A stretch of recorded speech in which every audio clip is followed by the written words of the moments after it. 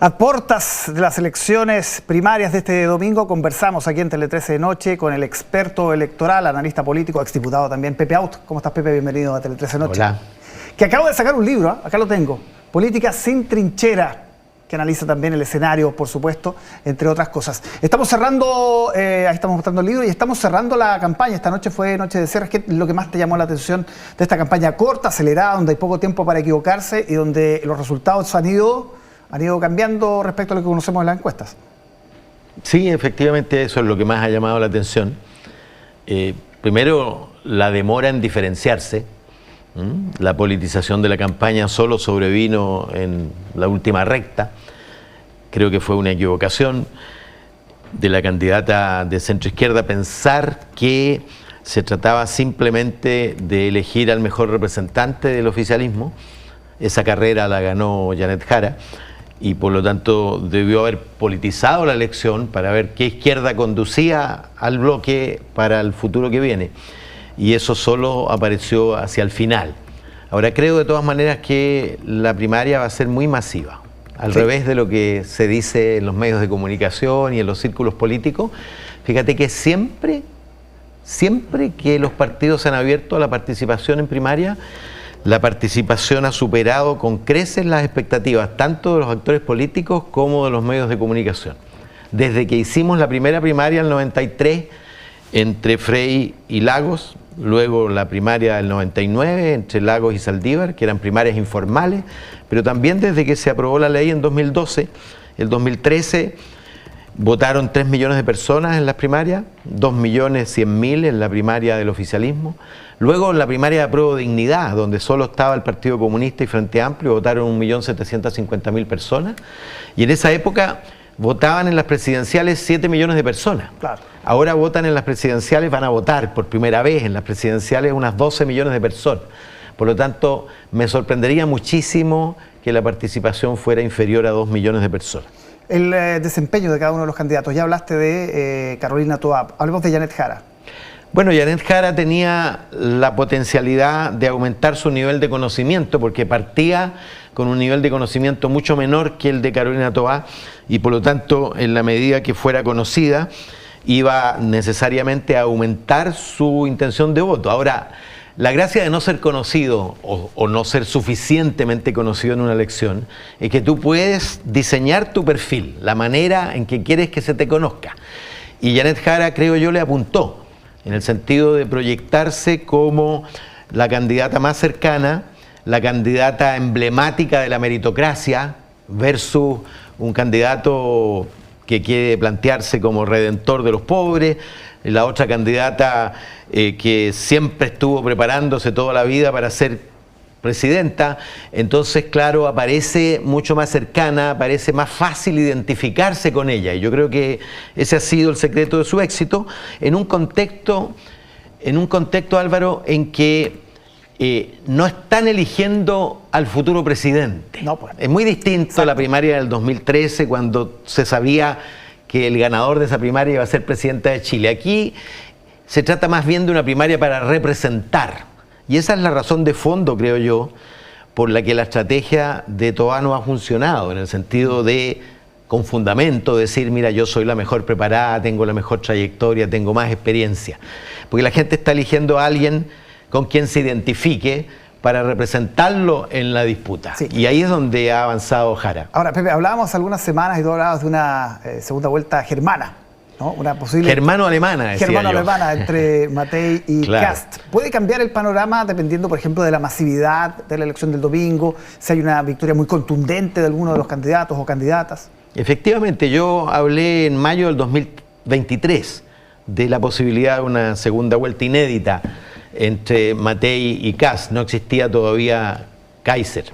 Y efectivamente eso se fue configurando, pero decía justamente que era la primaria el instrumento que podía hacer volverle el alma al cuerpo al oficialismo. Y yo creo que si la primaria supera 2 millones de personas, si hay una ganadora clara, cualquiera que sea, sí, el oficialismo se va a reponer en competencia por pasar a la primera vuelta, a la segunda vuelta.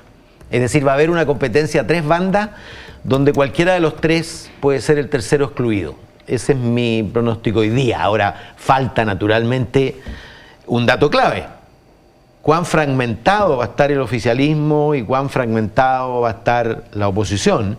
Y eso lo sabremos el 18 de agosto, cuando se cierre la inscripción definitiva de los candidatos. Sí. De Jara se ha dicho que tiene un tope, que es ser comunista, más allá de que no puede renunciar, ya lo dijo el CERVEL, a su militancia, que eso le pone un techo que hace prácticamente imposible que sea elegida. No sé de dónde salió eso. Bueno, yo creo, entre paréntesis, que esto de la renuncia es una estupidez. Sí, lo sería la primera mentira, después de haber declarado en la franja como que su primer compromiso va a ser no mentir. Claro. Digo mentira porque sería una formalidad. Ella seguirá siendo comunista, a menos que sea una ruptura verdadera.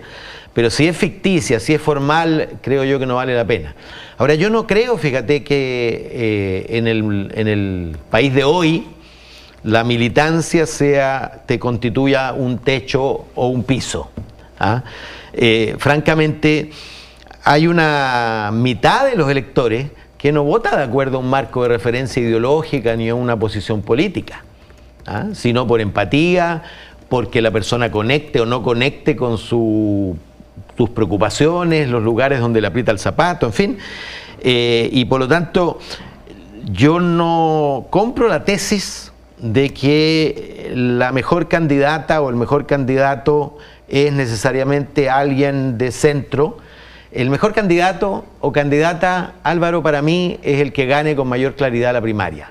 2 millones de personas eligen siempre al candidato que mejor le va a ir.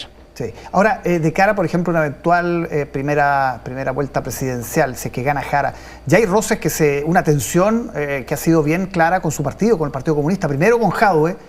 Yo creo que recibió con cierto alivio la candidata el hecho de que no pueda hacer campaña mientras esté en prisión domiciliaria total. Y por otro lado, Cuba, donde hoy día de nuevo hay una discrepancia total entre lo que dice la candidata y lo que dice el partido. Ya con Venezuela había existido esa diferencia. Bueno, pero justamente porque piensa tú cuánto se demoró el Partido Comunista en designar a la persona obvia a la que mejores posibilidades tenía. Estuvo ahí coqueteando con la posibilidad de Jadwe, ¿no es cierto? Y eso básicamente, creo yo, por temor de la directiva comunista de lo que va a ocurrir inexorablemente, gane o pierda esta primaria, sobre todo si la gana, el liderazgo futuro del Partido Comunista va a ser Janet Jara y su sector en el partido, porque para nadie es un secreto que el Partido Comunista dejó de ser el partido monolítico que era, sí. Y hoy día hay tendencias, y yo creo que la decisión de llevar a Janet Jara finalmente va a significar un cambio relevante en la línea política del Partido Comunista para el futuro. Ahora, es obvio que ella, para ganar la primaria, necesitaba diferenciarse de la política del Partido Comunista en relación a los temas internacionales, pero también en relación a los temas nacionales. Y lo ha hecho con idas y vueltas, diría yo. ¿Ah? No ha tenido la suficiente convicción como para creer en su diferenciación respecto del partido, pero al menos ha hecho un esfuerzo. Pepe, ¿qué pasa si el domingo o el lunes en la mañana aparece el gobierno con un Winter en tercer lugar?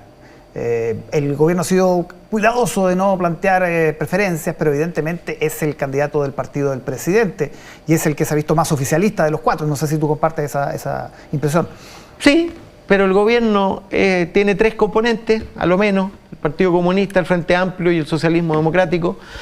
Cualquiera de los 3 que gane, el gobierno va a estar contento, me imagino yo, si la primaria es masiva y si la candidatura recibe un impulso producto de esa masividad, cosa que yo creo va a ocurrir.